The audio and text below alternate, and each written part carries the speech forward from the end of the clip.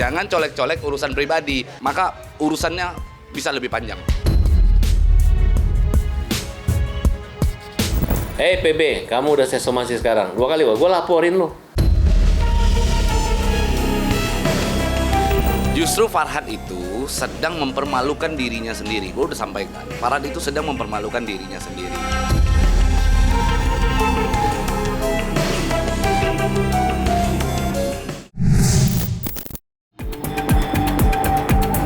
Farhad public enemy setelah dianggap pahlawan saat menjadi kuasa hukum Saka Tatal dalam kasus Vina. Kini, Farhad dianggap zero saat menjadi kuasa hukum Agus dalam perkara uang donasi 1,3 miliar. Dalam kasus tersebut, Farhad terlibat perselisihan sengit dengan mantan kliennya, Pablo Benua. Keduanya berseberangan jalan dalam memandang kasus Agus dan Novi. Perbedaan cukup tajam di antara keduanya hingga menyeret ke ranah pribadi. Pengacara kondang Farhad Abbas belakangan ini sedang ramai menjadi perbincangan. Bagaimana tidak, Farhad yang sebelumnya menuai banyak pujian saat menjadi kuasa hukum Saka Tatal dalam kasus tewasnya Vina Cirebon, kini mendadak panen cacian dan hinaan setelah menjadi kuasa hukum Agus Salim yang tengah berselisih dengan Novi. Dari situlah pesona hero Farhad seketika luntur. Orang-orang yang dulu memuji dan membelanya kini memilih kabur. Dari kasus yang sedang ditanganinya itu pula, Farhad Abbas kini berselisih tajam dengan mantan kliennya, Pablo Benua, yang pernah dibelanya dalam kasus ikan asin. Perselisihan Farhad dengan Pablo kini semakin panas hingga saling serang secara personal. Keduanya seperti memiliki dendam lama yang belum tuntas terbalaskan. Dan baru-baru ini, Farhad diduga kembali menyerang Pablo dengan melalui laman media sosial pribadinya. Lantas, akankah perseteruan lama Farhad Abbas dan Pablo Benua akan kembali memanas?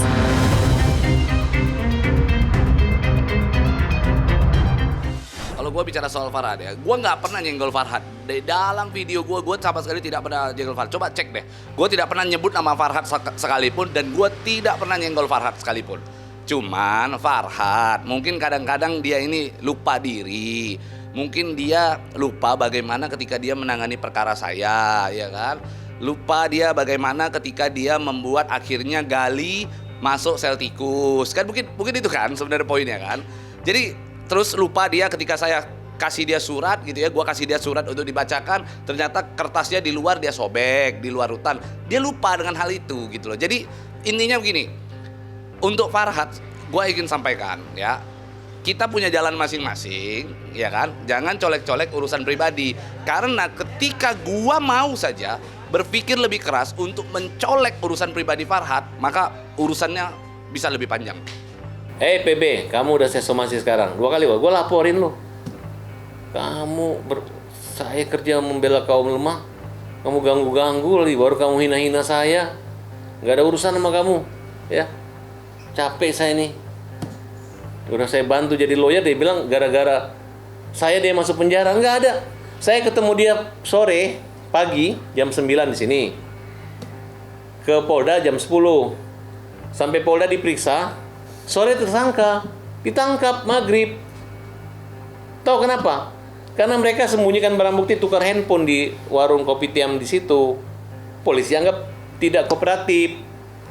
Nah, karena tidak kooperatif, dikhawatirkan melarikan diri, mengulangi, menyembunyikan barang bukti, ditangkap. Saya tanya Pak Polisi, mungkin malu gua masa ditahan? Ya begitu orangnya, ya bingung kita. Ditangkaplah supirnya. Ngaku, disuruh, itu memperberat. Ditangkaplah tantenya, tetangganya.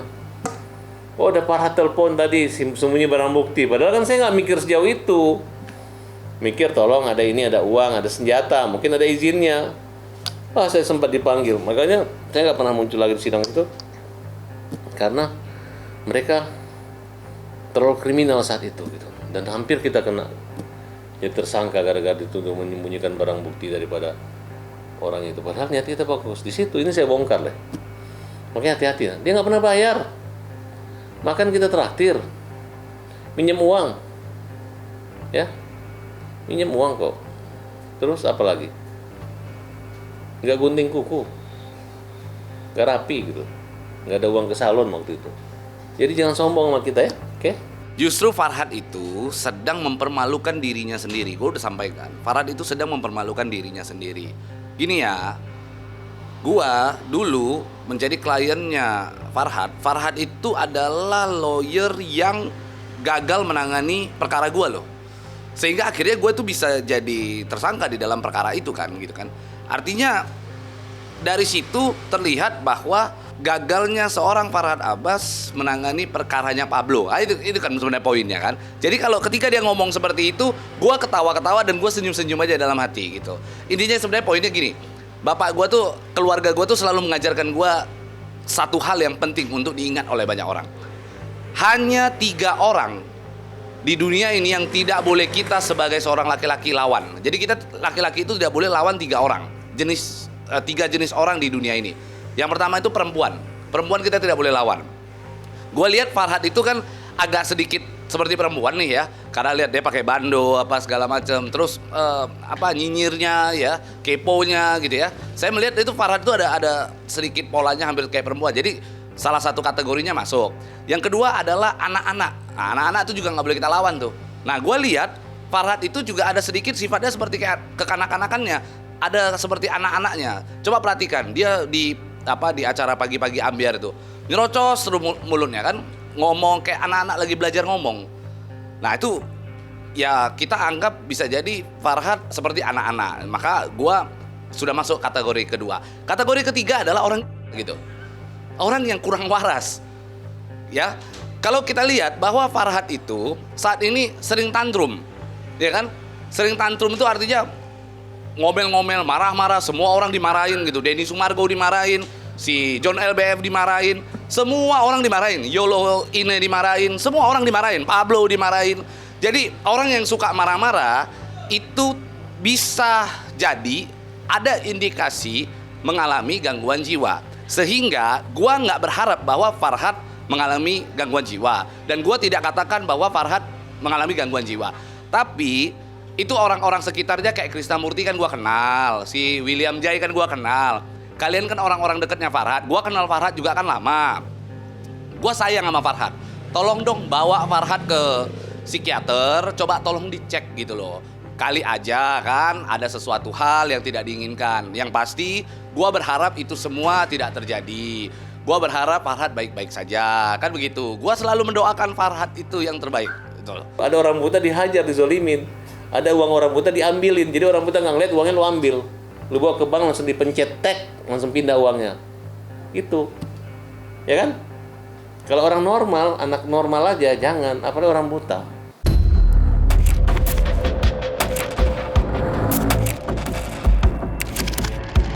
Selain berseteru dengan Pablo Benua, Farhad Abbas juga berselisih dengan mantan kuasa hukum Agus Salim, Zainuddin.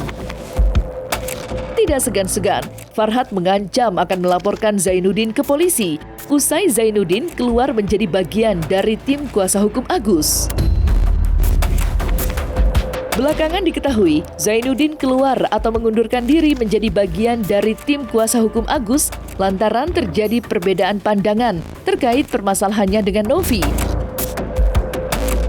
Mundurnya Zainuddin dari tim kuasa hukum Agus mempertegas adanya perpecahan internal di pihak Agus. Dan itu terjadi di saat perseteruan dengan Novi terkait uang donasi 1,3 miliar sedang panas-panasnya. Lantas, apa tanggapan Zainuddin atas pernyataan Farhad yang akan melaporkannya ke pihak kepolisian?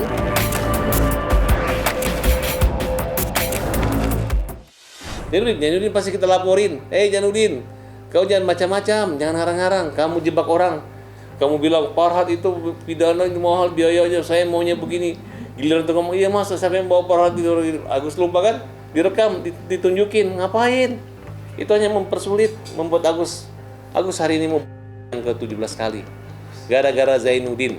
Kalau kita membantu orang buta, ya betul-betul membantu, tulus gitu. Jangan menyerang, giliran nggak dipakai lagi. Tidak pernah kita mencabut kuasa semua itu. Agus tidak pernah. Kalau mereka tanyakan, mereka punya klien, mana surat kuasamu? Surat kuasamu di mana? Bernaung di kantor Farhad Abbas. Dan mana surat pemecatan, ini nggak pernah dipecat. Hanya mengundurkan diri aja. Nanti kita laporin baru KO. Ya. Jangan merasa oke tapi ternyata KO. Ya. Walaupun Farhad kalian bilang no, tapi kita balik jadi on. Ya, apapun itu yang dilakukan oleh Bang Farhad merupakan hak hukum seseorang ya, yang dilindungi oleh undang-undang. Siapapun berhak melakukan apabila merasa dirugikan ya. Ya, saya pun berhak gitu loh bila perlu gitu kan. Jadi terkait lapor melapor ya silahkan aja ya, tentunya harus didasari dengan bukti-bukti yang jelas gitu, tidak hanya asal lapor yang timbulkan nanti kan jadi bumerang buat kliennya sendiri kan, seperti itu ya. Terkait dia mau melaporkan saya ya monggo aja gitu. Jadi ya saya gak mungkin kan melarang dia buat untuk tidak laporan seperti itu. Itu bagian dari persepsi yang dia pikirkan kan, seperti itu. Persepsi itu kan bisa orang mempersepsikan macam-macam ya. Silakan aja ya, lebih banyak saya apa banyak beliau ya terkait tikanya. Kalau saya sih ya kul-kul aja, justru saya dikeluarkan dari grup juga karena saya berbeda pendapat. Saya lebih soft, tidak menyerang individu ya dibanding yang lainnya. Itu juga yang menyebabkan saya dikeluarkan. Jadi ya itu sih persepsi individu masing-masing ya terkait banyak tingkah atau segala macam. Mungkin awalnya baik-baik aja gitu loh kan. Baik-baik aja itu kan masing-masing pihak pastinya harus saling menghargai ya. Menghargai dalam arti pendapat hukum dan sebagainya ya, terkait sharing partner itu gitu loh. Ya apabila saya harus mengambil sikap keluar dari tim atau apapun itu, yaitu yang pertama merupakan hak saya dan saya memiliki pandangan hukum yang berbeda dan sulit disatukan, dan itu pun diakui oleh Bang Farhad, itu ada gitu loh. Jadi ya kalau berbeda ya keluar aja, seperti itu bahasanya ya, nggak jadi soal sebenarnya.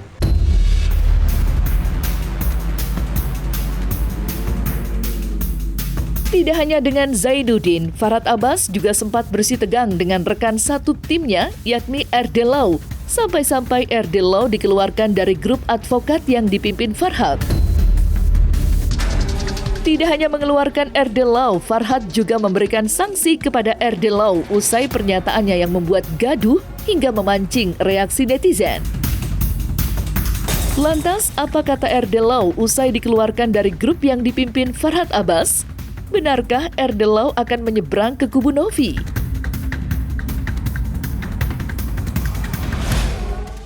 Buat permasalahan ini, saya pun kemarin sudah mulai mereda setelah bertemu dengan kawan-kawan yang berseteru. Ya sekarang ada lagi kan, tapi ya itu kan hal yang memang di luar kuasa kami gitu kan. Yang jelas apapun alasannya, hari ini kita dipertontonkan dengan sesuatu hal yang tidak mencerminkan. Ya akhirnya kan saya dikeluarkan dari grup, diskor. Bukan berarti dikeluarkan dari kuasa hukum Agus, begitu ya saudaraku. Bahkan Bang Farhad sendiri yang telepon kepada saya, mendengar RD Law dikeluarkan dari grup, Agus sedih. Agus menelepon Bang Farhad, Bang RD Law itu orang baik, Bang RD Law itu orang yang memperjuangkan Agus kan gitu. Itu Agus itu meminta saya untuk, saya bilang santai aja Mas Agus ya. Banyak kok orang-orang yang membela Mas Agus di sini, bukan saya aja. Kalau saya adalah orang yang kemarin juga tetap berpendapat bahwa ketika saya dikeluarkan ya dikeluarkan ya, tapi mungkin saya sampai saat ini juga saya tidak pernah merasa dikeluarkan, tidak pernah saya merasa kalau saya ini adalah mantan lawyernya Agus. Kebetulan Bang William pun sama-sama ya, saya dengan Bang William dengan rekan-rekan masih baik membela Agus untuk mendapatkan hak-hak hukumnya, begitu ya Bang William ya. Sebetulnya bisa dikatakan tergantung perspektif publik menilainya. Kan Bang Jain itu mengatakan bahwa RD Law juga sudah, memang betul saya sudah dikeluarkan dari grup gitu loh. Tapi kan pembawaan narasinya kan saya tidak bisa membatasi orang kan begitu. Tapi faktanya sampai saat ini ya itu juga kasih sayang dari tim kepada saya. Kalau misalkan saya kemarin dalam kondisi emosi saya meledak-ledak, itu kan positif. Kita ambil positifnya aja. Yang jelas apapun konfliknya jangan sampai bodoh. Apa yang dilakukan sampai bodoh? Ya saya minta maaf. Ya kan? Coba sekarang kita itu kan ada 2 konflik permasalahan besar yang memang sudah ricuh dan rame di Indonesia. Seharusnya kita ikut bagian yang memang bisa membuka fakta-fakta bahwa ini loh perkara hukum ini harus bisa diselesaikan secara baik. Kita juga proses hukum gitu kan jadi banyak musuh. Janganlah, saya udah ngomong kemarin mendesak untuk meminta maaf. Meminta maaf itu bukan yang hina sebetulnya. Kalau memang sudah tahu Bang Farhat itu adalah orang yang sekarang lagi berkecamuk dengan berbagai hal yang dipertanyakan oleh netizen, kenapa termasuk kemarin RD Lau juga kan gitu yang sudah memanas, harusnya juga ikut meredam. Nah itu saya kemarin juga sudah saya lakukan. Nah cuman sekarang isunya malah trending topik lagi ya Farhat itu. Ya sebetulnya kita lihat aja nanti ya dari perkembangan hal ini, apalagi saya sangat sayangkan menurut informasi berita dari kawan-kawan bahwa tidak ada bahasa yang disampaikan mau meredam atau permintaan maaf. Saya inginkan itu beliau pas keluar dari rumah Bang Farhat, oh ya udah bertemu ya, kita sudah kayak kemarin saya dengan Bang John LBF itu kan memotivasi, itu adalah mengajarkan kepada publik bagaimana kita mengedepankan nilai-nilai tabayun. Sekarang dengan adanya kasus ini pecah semua orang sehingga orang itu punya hierarki di situ.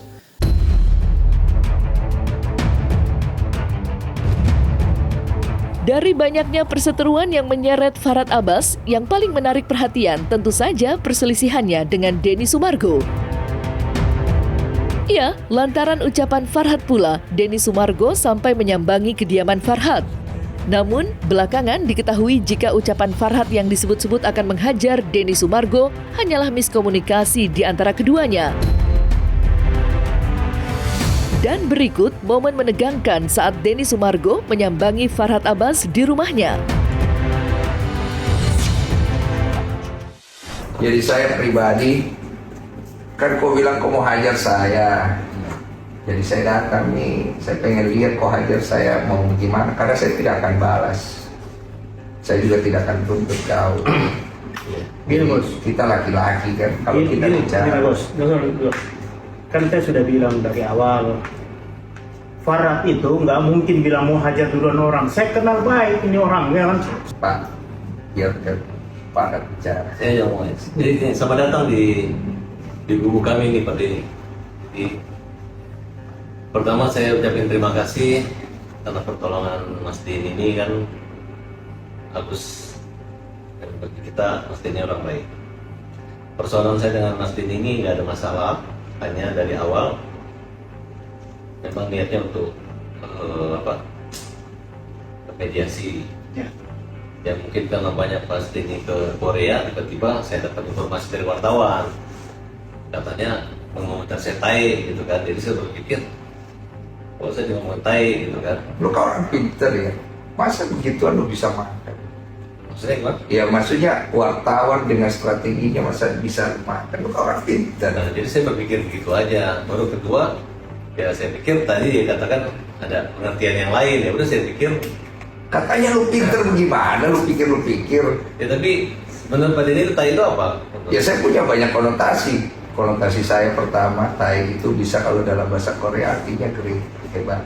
Ya. Tai dalam bahasa Bugis artinya tidak.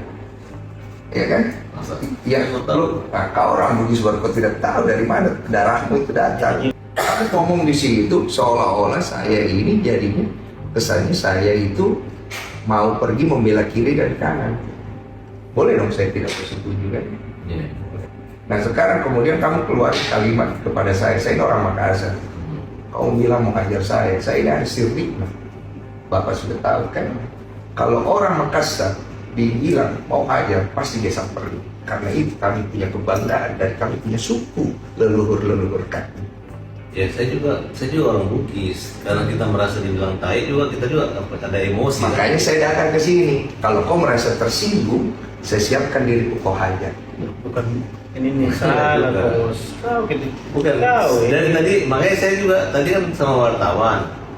Katanya Mas Denny mau ajak berantem sama siapa. Ada kan saya kirim dari berita itu kan sudah saya klarifikasi. Makanya saya bingung, kamu nih biar orang pintar kan. Masa orang pintar tidak ngecek, masa orang pintar tidak cross check, masa orang pintar lu tahu nggak kenapa lu diejek? Ya enggak, maksudnya Biar lu tahu nggak kenapa lu diejek, itu pertanyaannya. Ya, saya merasa saya nggak diejek orang, hanya buzzer-buzzer aja. Kan lu merasa, nggak merasa. Sekarang gini, kamu kan bilang kamu dihujat, ya kan? Kamu di ini, walaupun kamu tidak merasa, tapi kamu mengaku itu ada kan?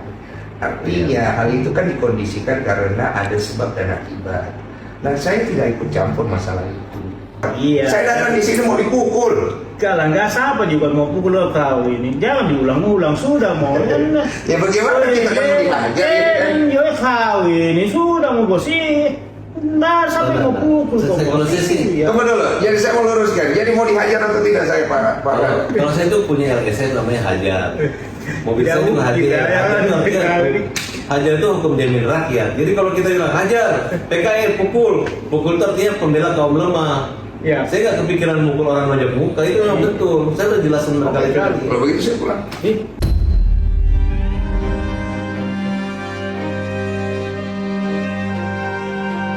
Nah, selesai sudah Cumi Lovers, saksikan terus Cumi Camp In-Depth, kabar lengkap, mendalam, dan akurat dari narasumber terpercaya. Dan jangan lupa untuk like, subscribe, dan juga share channel YouTube Cumi Cumi.